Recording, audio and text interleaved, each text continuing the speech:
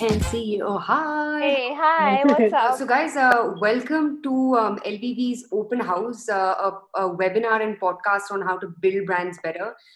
We've been doing this now religiously for the past 2 months. This is the last episode of the first season, so we'll be back again in September with many more guests for all of you.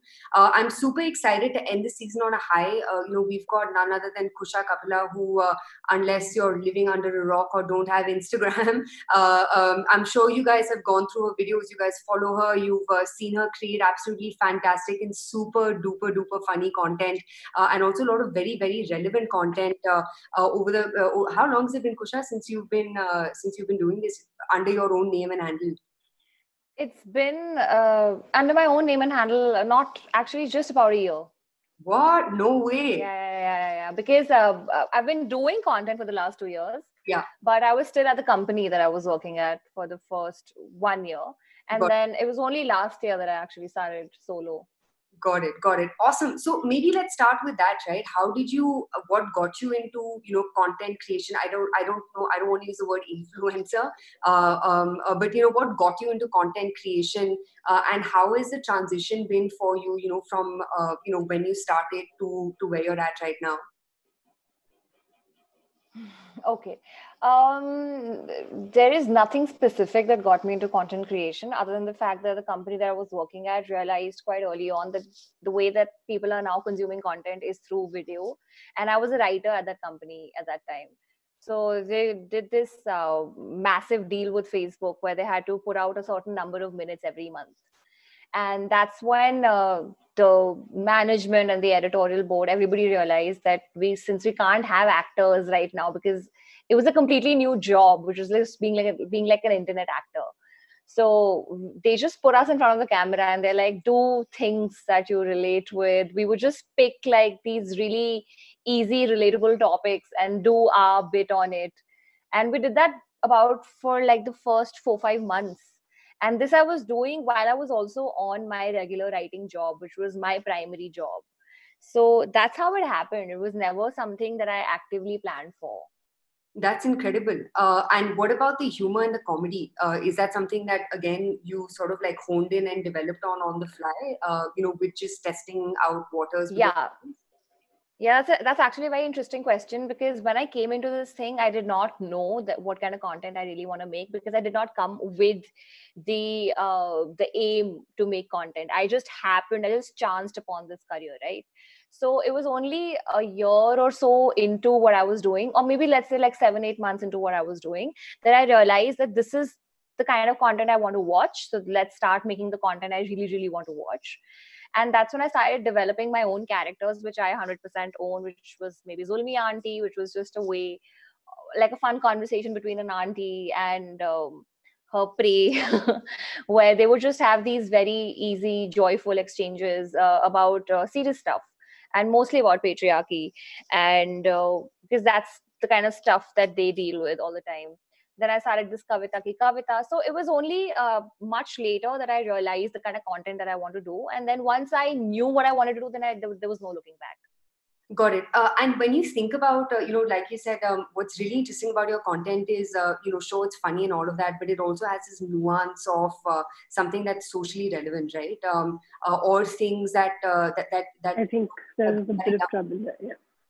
Yeah. Am I back? Yeah, you're back. Yes, now you're back. So what I was saying was, obviously, you may have comedy is one way to look at it, but there's so much nuance related to what you create, right? Whether it's, like you said, with Zulmi Auntie, you kind of talk about patriarchy. With a lot of the other characters that you've spoken about, you've brought in this nuance of stuff that's very socially relevant. So why that? And also, I guess the main question that I'm getting to is, how do you find your brand of content? When did you know that, okay, this is it, this is my home run, and this is what I want to double down on? I can't really pin it to a day or like a month of like realization when this happened, but mostly it happened. It's constantly evolving. The stuff that you feel about it very unknowingly and sometimes seamlessly seeps into your work. Mm. the things that you want to speak about. And these are things that I've had personal experiences in. I would not want to speak about things that I've had no experiences in, because then I have to look at that entire thing as an outsider, and I might not be able to do any kind of justice to it. Yeah. Uh, which is the reason why I don't do a lot of single girl content, because I mean, even if I try to do it, I don't have much perspective on it, and I haven't had for the last 6-7 years. So there is these are things that I care about, whether it's body hair, body image issues, whether it's trying to make your family members understand a certain point of view. Yeah. It's just different POVs that I have, and I use them. I kind of like infuse a comedy into those topics just to make the point more accessible, and for people to also have a fun while taking away a little bit of a perspective. It's not so much moral policing. Like, I won't call my content that at all. It's just a POV Yeah. presented in a foil of jokes, and then you take whatever you want to from it. So yeah. Yeah, absolutely. So, in the tech startup world, right, we have this thing that we call product market fit, which is basically, when you build a product for the right market, and when suddenly the product catches fire, right? And I think with you again, the journey from going from zero to, now 1.1 million followers that you have. Could you talk a little bit about, how did you know that you found product market fit? And also, how did you double down on this? When you say product market fit, are you just talking about the Instagram demographics, or are you also talking about like branded content? I think specifically with your Instagram demographics and for you, right? Because as a content creator, you're the product. How did you realize Okay. that Uh, struck a chord? there wasn't so much strategy in the beginning of the content, obviously, but what happens is, when again it comes down to your POV, when you start saying certain things, when you start talking about certain things, you attract that kind of tribe, you attract those kind of people who would want to hear more about it, which is the reason why we do these continuing characters, which is the reason why if there's a certain topic we'll pick, like now body image issues is something that I constantly feel, so I constantly make content on it. I don't make content like I've made something once and I will never speak about it again. So there are some recurring topics that keep coming, and once you find people who completely like that content resonates with them, it kind of keeps growing. So I feel your content finds your tribe. I don't really think it really happens in a manner where you can think, okay, this is my demographic and I'm going to stick to it, I'm going to only pander to them, because that's not how content works. I can also tell you here, Suchita, that you can think whatever about a certain content piece, thinking that it'll reach X number of likes and it'll reach X number of people. But that's the way content works. It is sometimes so organic and so uncontrollable that Hmm. you don't know who's going to pick on it, who's going to like it, and what new kind of audience that you might get from it. Yeah. So you have to keep that area a little organic, but at the end of the day, it is all POV. If you see all the content nowadays on Instagram, it is POV, and I think that's how you basically find your, I would say, audience. So POV, I'm assuming, is point of view, right? Yeah. Point of Okay. view. So, could you give us a couple of examples? Like, what's the kind of content that you may have done which would have pleasantly surprised you, right? Where you were just not expecting it to, catch the kind of, audience love that it did, and vice versa, right? What's the kind of content that, for you would have just been like, dude, this is going to be a home run. But when you actually started, digging into it, it didn't end up becoming as, overwhelming as you anticipated it to be. Yeah, so three characters I'll talk about here. Like three properties, IPs. So one was definitely Kavita ki Kavita. Like, I didn't expect women. Kavita ki Kavita basically talks about social issues. When I say social issues, they are largely women issues. They're largely issues like harassment, eve teasing, or even issues like where you're like completely questioning gender status. So issues like that, issues that women will largely relate to. So when I made that, I put out my first kavita, and it had such an overwhelming response to it. I was absolutely stunned. It was a pleasant surprise that so many people wanted something so simple in a poem form, and which would receive so much appreciation that people would constantly remind me to keep doing this again and again and again. So that was a huge surprise for me. I did not expect. I thought people might find it preachy, but I feel like the way I made it, where again, it wasn't moral policing, it was just me trying to present a point of view. Second was, which was very interesting, was Monday Auntie.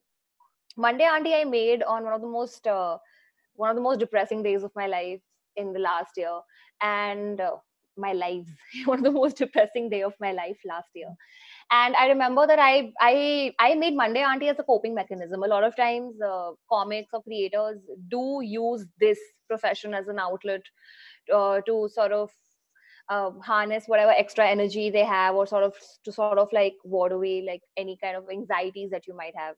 So that was just made as coping mechanism, and that is one piece of content that receives love from like it's not gender specific. All kinds of people like it. Like I won't say that this is the kind of demographic that likes that, because people from all age groups, everybody likes that content. So that was a totally unexpected one, because it's actually it is very existential, the kind of stuff Monday Auntie talks about. It is super sad.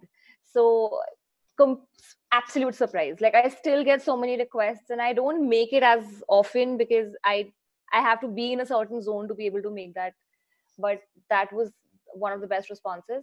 Another character I tried to do was this bubbly khabri character, which is a reporter character, which I thought is bang on, and she sort of like relies on actual data and facts and political facts to make her content. But somehow it's never done as well as I thought. Like I do a lot of writing for it, and despite that, it's not really, that character didn't quite fly. Got it. So it's just about experimenting, putting stuff out there and seeing what audiences react and respond to. Yeah. Audiences do react to great writing, but audiences also really very well react to great characterizations. If you have certain things, if you have characters that have catchphrases, if you have characters that are like a little too dramatic, or even if they're like really understated, they're very dramatically understated, where it's like deadpan humor. So I feel like, yeah, characterizations do really, really help in enhancing whatever content that you're presenting to your audience. So, externally, a lot of brands and, et cetera, they sort of evaluate content based on likes, comments, and things like those, right? When you think of content and customer engagement, what is your metric of success? For instance, like I can imagine you really caring about DMs, because that's a great way of knowing how invested your user is in your content, right? So what are the and not literally tools, but what are the cues that you look at from your audience to say, you know what, like this content has potential, I want to triple down, or let's just nix this because, maybe it got a shit ton of views, but I didn't particularly like the kind of comments that this created. See, a great way to try something out is to try it in your stories first. I feel like that really helps, because if a story is getting a lot of traction, a story has been shared, you normally usually see how many times the story has been shared. And if it has above, like for me, if it has about like 1,000 shares, I will definitely think about making it into a content piece. Something as silly as my husband and I were doing this parody contemporary dance in the morning, and yeah. So I was just thinking about, how before people get married, they go to these dance practices, which are, which sometimes it's like watching a car crash. So like a beautiful car crash, but a car crash nonetheless. So, I realized it got a lot of shares, and then my team was like, did it do well? And I said, yeah, I should have just probably made it into a post, and maybe, it could be like an awkward series or whatever. So that is one way to definitely try it. But,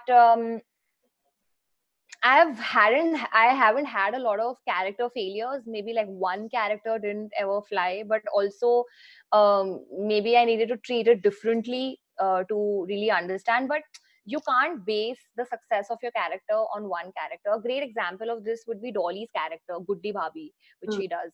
Excellent character. And if you see, Guddi Bhabhi has an entire graph of what she does. And Dolly has also spoken about how the character has history. So if you see with my characters also, Billy Masi or Zulmi Auntie, they have histories. They have a certain life that they come from. There are certain people who are very recurring in their speech. They'll talk about these characters who keep appearing. So when a character has so much history, it's good to try out maybe 3 to 4 videos to really see if it really has potential. You can't drop something on the first go. I feel like a that is not a good way to measure what's the potential of your character. Got it. Understood. So, you obviously don't come from this, digital marketing background where, you've tested videos out before, et cetera, et cetera. I'm going to ask you one of the more sort of boring questions, which is when you think about how your process has evolved, right? Like you said, step number one, be consistent. Don't drop a video or a series or a character just because it didn't work the first time around. What are the things that you've learned along the way that have been super interesting that that may not have objectively come to you on day one, but have kind of now become a part of your process as you go along? Engagement will always be more important than views. You could have a lot of views on your video, but that does not necessarily mean that the content, it's stuck with people. More the comments, more the people are engaged with you. There are smaller creators who might not have as many views or as many followers, but their audience is so engaged, and that makes making content more fun. You sort of attack your content with more passion. That is actually a great way to realize something like that. Also, another thing would be shares. There is an option which says public shares, where you can easily see how many people have actually gone to the extent of sharing this content. And trust me, when you hit that sweet spot between views, shares, and engagement. I feel like that spot is what every creator is trying to hit. There will be so many videos of mine that'll get great views, but not the engagement that I was expecting, and not the comments that I was expecting. And just by the virtue of so many people sharing it and so many people commenting on it, because when people comment, they also tag their friends. It will reach the views that you want it to reach. So views is just, I feel like, the most useless metric. There are other tools like engagement, impressions, where all it reached. Look at the cities your content is reaching. Why are people in Pune watching my content? Like, why? I have about 2% of the following on my Instagram is from Pakistan. There is something to explore there. Recently, I had an interesting meeting with Instagram where they said that not a lot of girls from the age of 13 to 17 are following you. Why is that? Explore that. So yeah, stuff like that. Got it. So let's segue into working with brands, right? Because again, you quit your full-time job to work on this full-time.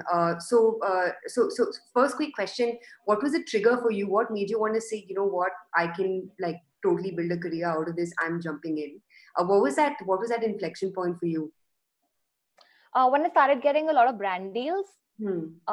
Definitely I would I will 100% credit it to the financial security that I started to attach with this profession, because I realized that this is kind of like there's a surge of this kind of content. There is a surge of content marketing, influencer marketing, whatever you want to call it, and creators were suddenly seen in this new light, and I wanted to be slightly ahead of the curve in that sense.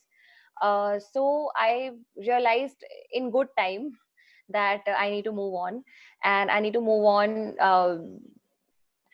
See, the thing is, I was a salaried employee, and that security that you get at the end of the month, it's hard to beat. But there is a certain risk involved, because you realize certain months they're going to be great, a lot of brand deals, and certain months might not be as much.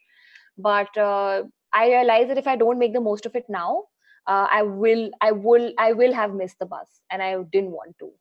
So when I saw that there were financial prospects, I decided to switch. Got it. And can you break down the business of content creation, right? As a single sort of entity and owner, because you're the face of your product, right? You're the reason why you get deals. Could you talk a little bit about the business of it? How does it work? What are the interesting revenue streams and revenue opportunities that you may have explored? I do a lot of work outside of Instagram also. I've done shows, I've done hosting gigs that have worked out for me. So that offline is a huge scope, a huge area that one must not completely ignore.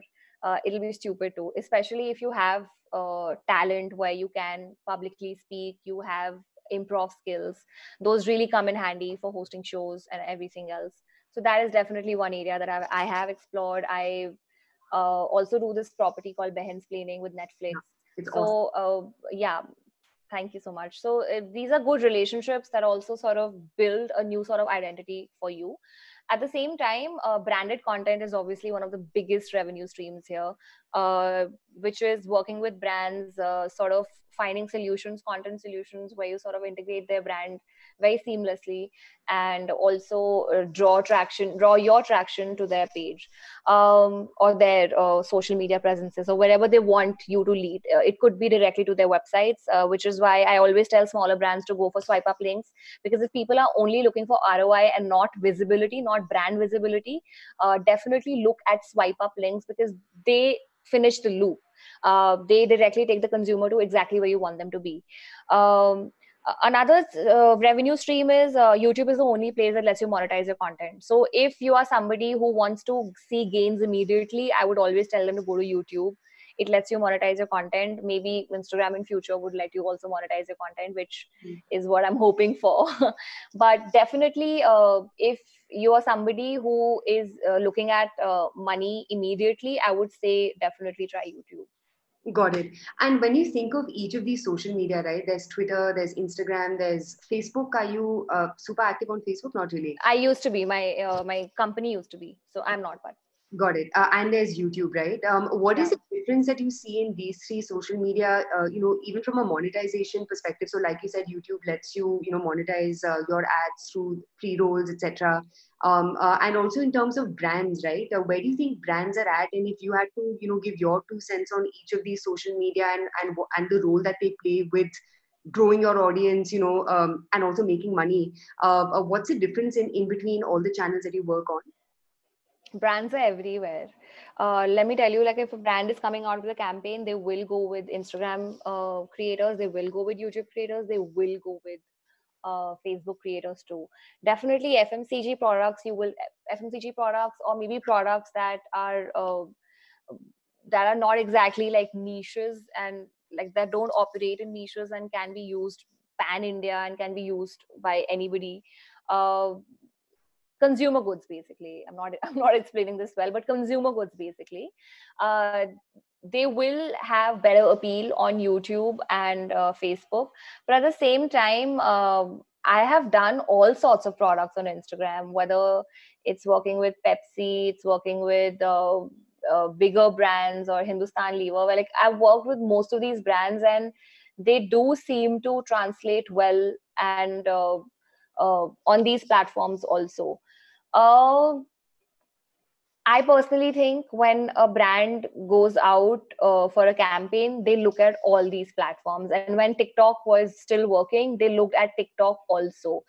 In fact, every company that is heavily into social media now, any brand that is heavily into social media, they will have separate campaigns that is just dedicated to Instagram audience, just dedicated to Facebook audience. They all attack these platforms separately. Got it. So you will get brand deals on any platform. It really depends on what's your reach. Do you really have numbers to justify the money that you're asking these brands? It everything comes down to definitely comes down to that.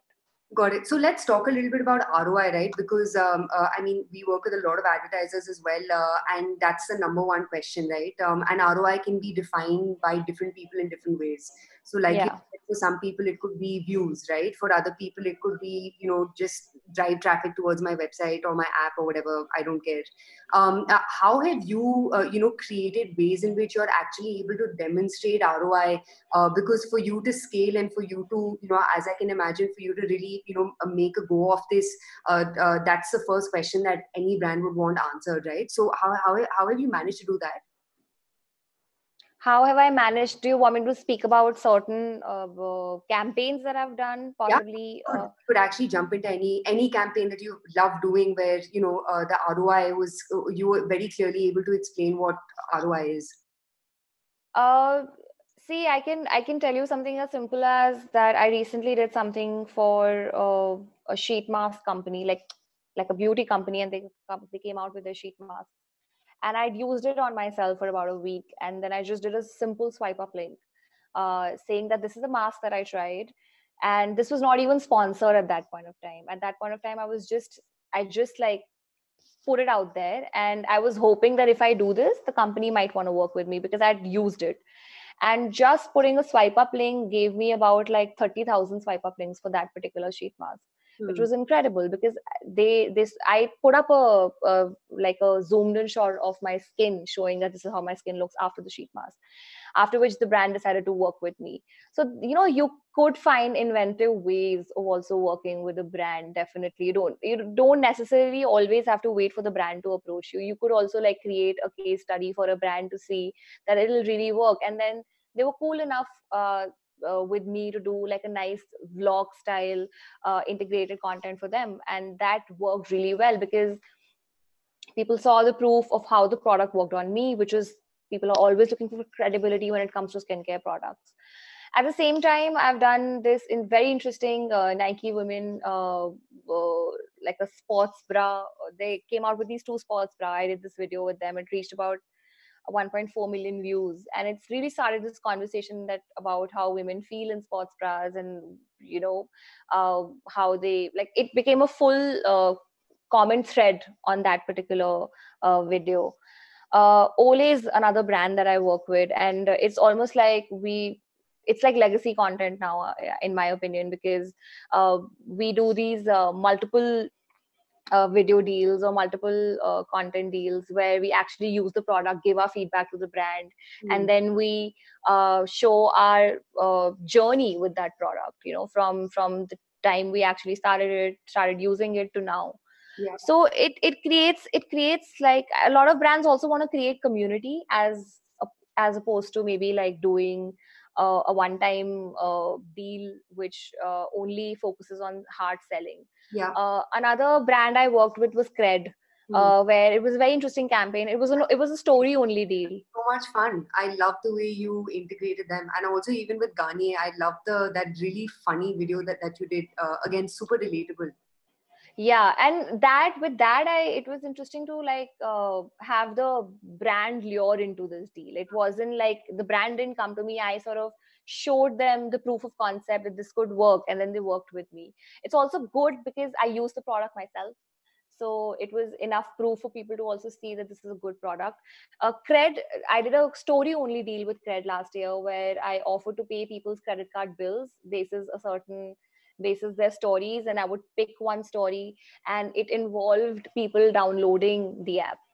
So that also translated beautifully, as the brand tells me. Their engagement spiked on that particular day.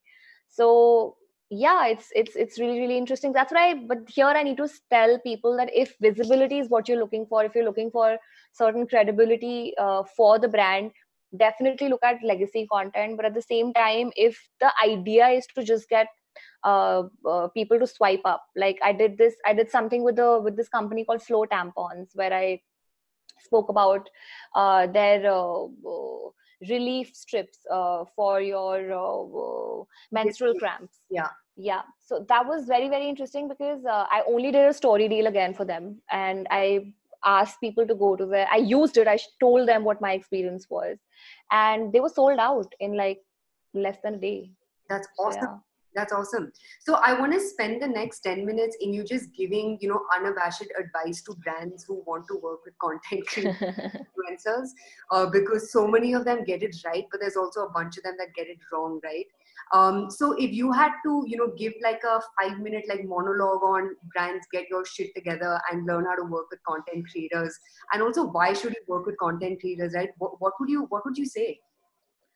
I would first of all like completely step away from this place of authority where I think I can give them any kind of advice. I would definitely tell them to start being friends with creators. It's important to have a relationship before you actually go into making content, because then the whole process becomes supremely mechanical, which is no fun for anyone. Yeah. I just want to tell brands that creators are your friends. They are people who want your product to work as much as you want it to work. And if the creator is not treating you like a friend, if the creator is not really getting involved in the entire story, then maybe they're not the right creator for you. If you're somebody who's so passionate about putting a certain kind of message across, you want people to really feel for your product, then there will be work that will come. You'll have to work at it. You can't create amazing campaigns in a span of like 2 days. A certain kind of work will have to go. There will be back and forth, there will be arguments, there will be disagreements, and those disagreements will help shape your campaign better. At the same time, I feel like brands also focus so much on like brand presence, in terms of we need the logo to be this size, we need five five like gifs on this with like 4 stickers and 3 swipe ups. And after a while, when you look at the story, I'll look at these branded stories which have like 7 stickers and I don't know, like 5,000 swipe ups, and I'm like, where is the message? Is completely lost. You have 15 seconds of my time on a story and you've decided to cover the entire story in, I don't know, like some bajillion stickers. It is not getting the point across. I would say invest in like a story, invest in like a full 6-7 story deal where there is like a beginning to what you're trying to say and an end to what you're trying to say. I would also like to tell brands that when brands do these deals, which is also great, which is like an Instagram takeover, well, they'll cherry pick maybe like 10 to 12 influencers or maybe more, and I've been part of these deals. I don't know how much of a conversation that, maybe it does create conversation, but I personally feel that if you really want the audiences to like become your consumers and keep coming back to your product, you should get into deals that is more driven by legacy content as versus just these one-time deals, which might work for you that one time, but will it really have that audience come back to you again as consumers? I don't know. That is something that is brands need to ponder on for sure. No, I think that's great feedback. It's something, we tell brands as well, because the last thing that you want is you becoming irrelevant as a brand, right? Which happens when, you're either working with too many people or, you're working with people only when it's convenient for you versus when it actually falls into the narrative, of the content creator. So that totally makes sense. On the other side, right, if you had to sort of flip the coin and if you had to, share your experience with other content creators in terms of how you think they should look at doing branded content, because you've got a lovely way of integrating everything you do, right? Like even when I saw your Garnier promoted stories, I think you were like surprising your husband or something, and it was super duper well done, right? And I was checking out your Instagram this morning, and your cred stories were also really, really, really well done. What's the feedback that you'd give other folks creating content and are looking to work with brands? Storytelling is key. You can't forget why the brand has come to you. The brand has come to you because you have a certain voice, there's a certain way you say things, and they want those things to be a part of their brand. If a brand is coming to you just because you have certain engagement, I feel like it doesn't really bode well. I'll tell you, it does not bode well, because the brand story should somewhere also be somewhat similar to your story. And if it's not, then create a story where it looks like you will be somebody that will be using that brand. I would honestly not tell, because I'm in no position to instruct anyone anything, but I would maybe like suggest that it's good to do some research on the brands that you work with. I like to research my brands. Like my creative partner Santu and I work together, and we really look at a brand from every angle before we actually pick it up. We look at every possible scenario. What is the negative feedback that would come, and how do we counter that feedback? So inherently now we have this little knack for picking brands that might not be problematic. And when I say problematic, I mean anything that suggests any kind of fairness cream, or anything that is, I don't know, maybe like a sexist product that might be out there. So we just make sure that we don't pick products like that, because then the backlash will come. You won't be able to control it. You won't be able to justify it in any way. Any apology at that point would look absolutely stupid. At the same time, definitely, like, storytelling is something that has to be key. Like, I cannot stress on it enough. You have to make the product your own. You have to show that how that product fits in your universe. Yeah. Which is the reason I showed that this is how it fits in my universe. This is how, like, a Garnier sheet mask would fit in my universe. So it makes it super enjoyable for your audiences to also watch, because they understand that you have to make money through brand deals, Yeah. but you're also giving them like a slice of life content with it, so they like it. Yeah, yeah. What's next for you, man? Because you've done so many super interesting things, with your Netflix deal, and you've obviously been popping on Instagram, and you found a way to grow your audience wherever you go. Again, I don't mean to use this word in a derogatory way, but even for platforms like us, right, you really have to work to stay relevant. I can only imagine the kind of pressure that there is on a single entity, as a single content creator or an influencer. How do you deal with conversations around relevance? How do you deal with I won't say competition, but more and more content creators and more avenues coming up? uh See, the beauty of the internet is that you can coexist. I feel like internet is so stretchable and flexible that it can fit a lot of creators, and especially creators who are working consistently and are putting content out there every day.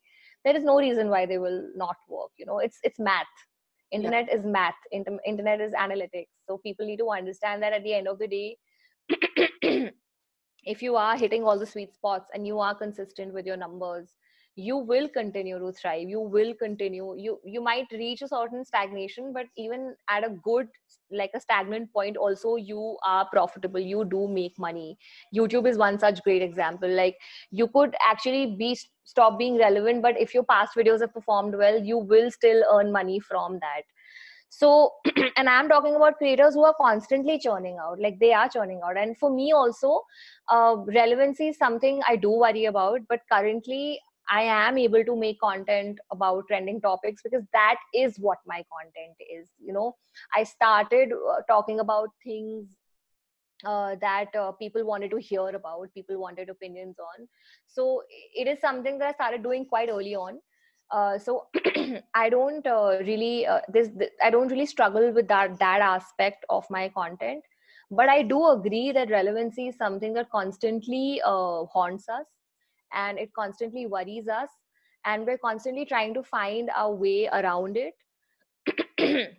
And the only way to figure it out is to yeah, maybe like completely ignore it, or accept that this is the way this world works and you will have to do this. Yeah, yeah. Yeah, you When have you to accept it. when you see your own personal transition over the past years, right, Sorry. I can imagine it being amazing for you, because you went from like you said, not really necessarily having the goals of wanting to become a content creator to now being one of India's best content creators, right? What's your personal reflection? How have you changed? What keeps exciting you about wanting to do this? I feel super young in my career still. Like, I feel like I've only been here for 2 years. It's not a lot of time. It's not a, like, I don't even have a curve right now. I personally believe, like, uh, my only takeaway is that you cannot take social media so seriously. And I know it is my career, and I can't believe I'm saying this, but we have to stop taking social media so seriously. Like, to stop believing that that is our only world, because that isn't. So um, my takeaways are more personal, where I sort of always am trying to strike a balance between this world and that world. And I keep reminding myself that if this does not work, I am still skilled, I'm still able, and I'm not an Instagrammer, I'm a creator, I'm a writer, I'm a performer, and I can do all of these three things without the existence of these things also. As thankful and as grateful I am that these things exist, I will not stop being who I am, or I will not, my talent will not stop existing if I were to, like, take all of this offline. Absolutely. So yeah, so I definitely look at maybe helping build new creators, maybe go in that space a little bit. I don't know, I haven't, like, sort of completely fleshed it out for myself, but definitely helping younger brands, associating them in a way which is interesting. uh, like, I can't talk a lot about it, but basically helping smaller brands grow into like bigger entities and strike out some interesting deals with them. So yeah. Awesome. That sounds exactly like what LBB does, and we would absolutely love to, partner with you and get more and more younger brands to work with awesome content creators. I'm gonna shut the fuck up now and ask Asa to jump in. Asa, all yours. Okay, so this is the Hi, time Asa. where audience questions shine. Hi, Kusha. This has been super fun. We've got a lot of people sending a lot of love, by the way. Apart from Oh, questions, there's just a lot of thank we love you. you, we love you, we love Oh, hashtag don't wait to create. oh my All God, of so that many is, questions. I see it. yeah, and a lot of that has been coming to me. So I'm going to try and sieve out the best one. Yeah. So Jordan actually asked a really fun question, which is that you're in the space of like making people laugh mostly, right? Like that's your jam. What do you do when you hit a mental block? I hit it every day. I hit it every day and I do nothing. I just marinate in my sadness for some time. And I like that. I like being sad because I also romanticize it a little bit. And then I speak to my therapist. That's all I do. Pretty Oh, wow. basic people coping mechanism. So yeah. Okay, Shania has this question that do you think for someone who wants to start influencing on Instagram now it's too late? They've missed the bus. There is no you're never late to be on the internet. If I put all my might behind my mom and like help her launch a food channel, I am confident I'll be able to do that. But I'll have to like dedicate a lot of my time to her, but I will be able to do it. I suggested it, she flat out refused. So I wanted my mom and my aunt to start a food channel called Devrani Jethani. And Oh I'm wow. telling you, I have plans for it, and I don't want it to be like metro centric. I want it to reach like the tier 2 and the tier 3s of the world where they can share their knowledge of food with people and keep it like in Hindi, basic, simple. But they've just rejected, man. So if somebody wants to try it with their aunts and moms, please do try it. It's a banging idea.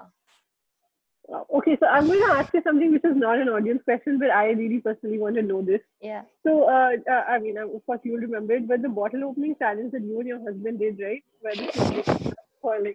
I have to ask, when stuff like this is on paper, right? And then when you start shooting it, when do you realize that okay, we've got what we wanted? Like, what was on the script and when did you realize that Only whatever has 70% come of out my is content like is on exactly paper. what we Only wanted? 70% of my content is on paper. My brand deals are on paper.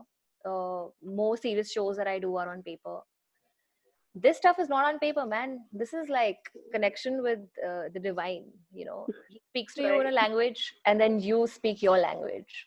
This is just like, this is some other level stuff. It's a trance state. I'm in a It state of sounds. trance, and see, when I get an idea, I have to make it immediately. I can't make it tomorrow. I have to make Hmm. it right now. I'll sit on it.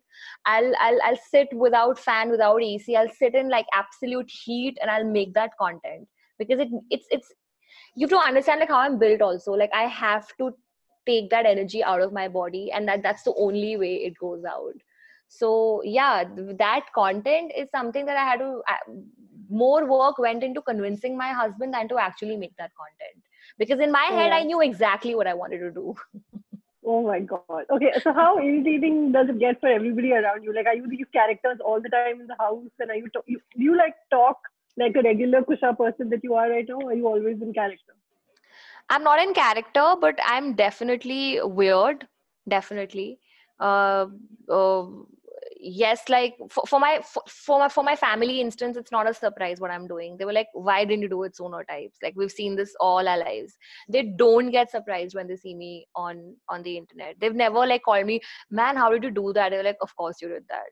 So people who have grown up with, like who really really know that I was capable of all this. I didn't know that I was capable of all this. So I was enabled by a lot of people in my life. So thanks to them that it happened. Okay, so Aditi asked this question that where do you draw the line with brands, right? How much control do they have when they're like trying to take over the creative process and of course like justifying their brand objectives, but how do you draw the line? Okay. Vani is saying that the voice is a little low. Is my voice low or is just what voice is I, low? I, I'm not on. I think I it's think that would Asa. have been Suchita's. And I think it's Okay. Asa. Yeah, yeah, yeah. But Oh, no, sorry. Okay. Okay. Super. So, I think most brands that work with me by now, they know what to expect, what not to expect. And very interestingly, not a single brand has come to me with like, these are the lines and just say it. Hmm. I feel like your content also speaks for you. When you are somebody who's putting out the kind of content that they're putting out, they know what to expect. And the line is drawn when they tell when they'll tell me ki ye bolna hai, and nothing you can say apart from this. So we've Hmm. dropped deals, we've dropped a lot of deals because of that. And it hurts, losing money hurts, but also like it's not worth it, man. It's really really not worth it. Like, you'll be cheating your audience, and that is just not okay. Okay, Sahil asked, how do you find new topics every day to make content on? Sahil is asking. Yeah. Hi Sahil. How do I find new content? By living. Life is a great teacher. And they come to you. See, when you where I am, which is when you're constantly thinking about content, ideas do come to you, they hit you. And while I could give you a super like rehearsed answer, this process is super organic for me. Content does come to me. It's a language I never spoke, but once I started speaking it, I got better at it like pretty quickly. So yeah. Got it. So Nitin has this question: do you think influencer collaborations work only for expensive products? Do you think small brands can Expensive leverage? products. Hmm. No, small brands can figure a way out to work, which is that see, first of all, small brands need to only identify 2 to 3 creators that they want to work with. And if you can't afford 2 to 3 creators, work with one creator. Okay, invest in that creator, Hmm. completely get their audience, or maybe find 2 creators who have distinctively different audience, so that you could, so you could also look at certain demographic that I'm looking to hit, maybe like women, working women, Hmm. 27 to 35, and that's what I want. So maybe you hit somebody from, let's say, the North India, like a North Indian creator, if I can call, like a Punjabi content creator. You Hmm. hit them, and then you hit somebody from like a Bangalore, maybe like a Danish Seth, who's doing interesting content. uh, if it's like for both men and women. So then you get 2 different markets. So that is an interesting way to work at those things. Also, don't look at only the big ticket creators. Maybe look at the mid level creators. Maybe look at micro creators, who are called micro influencers now, because they have insane engagement. So Hmm. maybe work with 2 creators, work maybe over a period of 3 months or so, and figure out package deals. They'll work better for you, as opposed to maybe paying a whole lot of money for just one deal and then expecting it to immediately convert, because that's not how ROI works. It will not work like that. So yeah. All right. So we have quite a few actually even coming in right now. Somebody asked, what is your biggest failure, Bill? My biggest failure has been my health. And I know you want to say content, Yeah, did not but see that coming. I know my health. Definitely, I've like I want to answer it like on personal grounds also, because Hmm. when you're working this hard, your health, your fitness, and everything takes a backseat. So I do dedicate more time to content and my work as I dedicate to myself. So those are things that I'm working on. So that is my biggest failure. Actually, think I don't count as content failures as failures, because trust me, you need to fail to be able to figure out what works for you. Okay, and just another question. There's a lot of negativity that comes sort of hand in hand with being someone on social media, right? So you have to handle the trolls. You have to handle those people who will send a negative message. How do you handle that? I cry. I cry for 20 minutes, then I cry for an hour, and then Zorawa comes and tells me that the day has ended and a new day is upon us. So let's get back to normalcy. So basic human reactions to things. You obviously try to be sassy online while Hmm. sort of replying to troll comments, but it's so stupid, man. In the face of the love that you're receiving, so much love that you receive, if you only stress on those 3 to 4 troll comments. I feel like you need to sort of change your perspective towards how you look at things. I had this conversation with like a senior creator who said that why should we be okay with this? Why? Hmm. And it's a legit question. Why should we be okay with somebody giving open rape threats?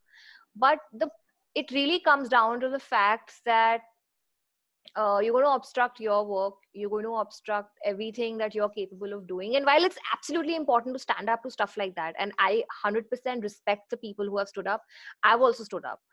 But at the same time, they deplete you, man. They deplete you so much. They consume so much of your time and sort of your mental peace. It's by the end of it, it's really not worth it. So I've learned to ignore them. I'm ignoring them. I'm blocking them. Block and move on. That's the way I look at it now. Okay, Suchita, we are all done. It's all yours for the We rapid can fire. take more questions if you want, if anybody wants. Yeah, there's no time limit. We can talk for like Oh, 5-10 perfect. minutes more. Awesome. So then, I just saw there's so many people, so I just want to make sure that I talk. yeah. So I take used to actually ask this question about affiliate marketing. Will this open a new door for influencers to monetize their content?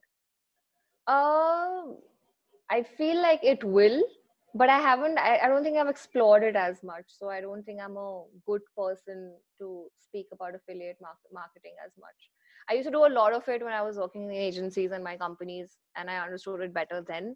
But as a creator, not so much. I don't see Okay. it. I'll take one more, and then I think we will be out of time. So But I'm sure Srikirti people are sorry, Ayush, I'm sure people are doing it. Like I just Yeah. don't consider myself somebody to be able to give you a good opinion on that. Okay, so Srikirti mentioned that you constantly mention the importance of the support system in your success, right? Like your family and your friends. How have they not just supported but also inspired you to remain consistent? They are the only ones who will give you a good reality check about your content, about what you're saying, about how you're conducting yourself online, because they know you, right? They know like where you're coming from. It's also important because they also sort of are there to remind you that you have a life beyond this, and this is not your only life, and that while you have so many fans and you have people following you, um, they're not around you. Like this sound is not a physical presence, right? So it's always good to come back to where you started from, and also puts in perspective a lot of things for you. A lot of times when I'm looking for my purpose and why do I do this, I always go back to my support system and ask them that, do you remember why I started this? And then they remind me that this is what you used to talk about. So recently I've rediscovered my purpose, which I discover every fortnight, is that I want to only entertain people, and that's my current purpose in life. Yeah. Which you're doing a fantastic job of. So Thank you so no much. comments. Thank you so much. Suchita, Yeah, all yours. I have to tell you, despite my shitty fucking internet, I have to tell you that at our office Diwali party last year, we played your song, that Sherawali, Sherawali. That was literally the bhajan that was played to Ganesh and Saraswati, which explains our glowing revenues from last financial year. But no, but thank you so much. This has been incredible. I have two final questions for you. One, I love what you're doing with your social media. You've done such a great job of paying it forward and highlighting so many other content creators. Now, who are the content creators, that you think everyone on this call must follow? Younger folks who you found of late. Oh no. Follow LBB's Chavi, man. I love her. She's awesome. Chavi is my current favorite creator. I love her. There is another. Yeah, I love She's on the Chavi, man. call. Oh really, dude? Follow Chavi, man. She's so funny. I feel like Chavi needs to make more content. I keep pestering her. Make more content. Make more content. Then there is Achal. I think Achal, her name is, right. Achal Agarwal. She's really funny. Tweets out fun stuff, but she's not like creating so much as she's like, I follow like all kinds of uh, people. So then there is Swati Sachdeva. She's really funny. I discovered her from Chavis. Actually, Chavi is my way of discovering other people, because it's important to look at Gen Z's content to really understand where they're at, and they're like super politically aware. Uh, can't say Dolly Komal. I'm sure everybody's already following them. Younger creators. There is this guy called Zamana. He's Muhammad Zama. Really, really good content. Great impersonations. Great editing. Very, very good. And Who else should you follow?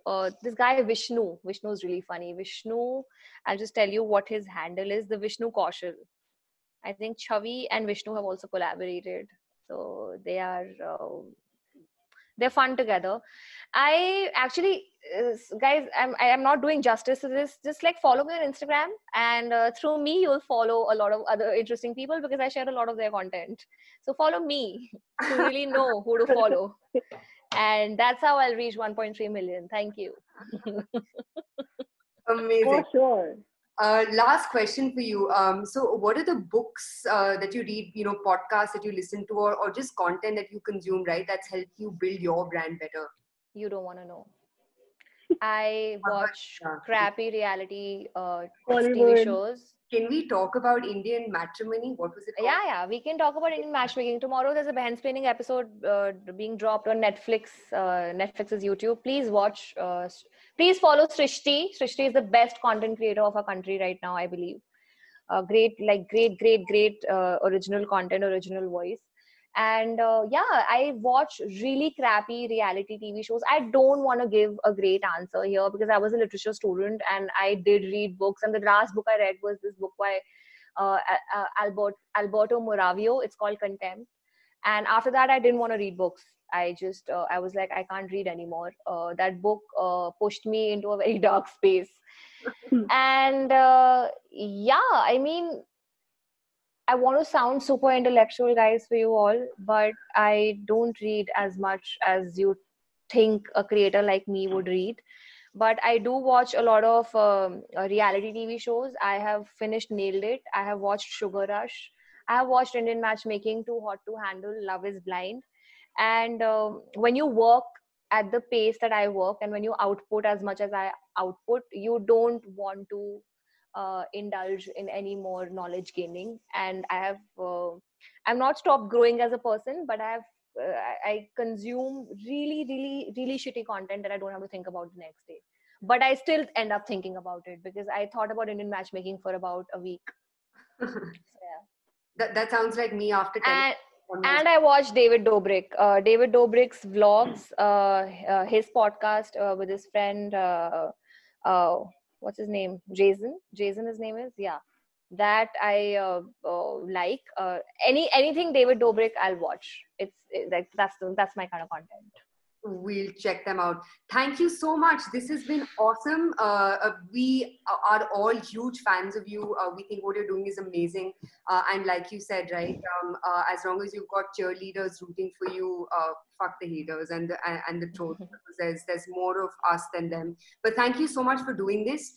Thanks a lot for taking our time. Everyone, thanks so much for joining in to the final episode of LBB's Open House Season 1. I did not know there was going to be a Season 2, but apparently that's happening.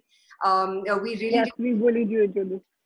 Yeah, we appreciate you taking our time. You can catch this episode on any podcasting platform. We'll also have this video up on our webinar app, so you can catch it there as well. Apologies for my crappy internet. I don't know what Mukesh Ambani is doing with the $50 billion he's raised for Jio, but I hope more of it goes into Wi-Fi. Thanks so much, Kusha. Any last words? I'll keep a straight face on that last joke you made. And I want to say that not all haters are bad. Some of them offer constructive criticism. Do not turn blind eye to criticism. It really helps. There are times when I've very unknowingly ended up using maybe like a caste slur or something, and some people have been kind enough to remind me that this is a problematic term. You should probably rethink about using this. So a lot of angels have come in my life and very beautifully told me about stuff, and I have learned from them. So some criticism really helps you learn, but some criticism just really wants to watch you crash and burn and die and get assaulted. So ignore that one. You have to be flexible. Yeah, you have to be very flexible. Tabhi ho payega kuch life mein. So yeah, definitely. Thank you so much, Kusha. You are awesome. Thank you so much for doing this, and we'll catch you soon. And all the very best, man. Thank you. It was so much fun being here. Bye, guys. Bye, all of you. Bye. And sorry, Vani, Wani, for the low voice. Man, I need to change my earphones. Bye, guys. Bye. See you. Thank you.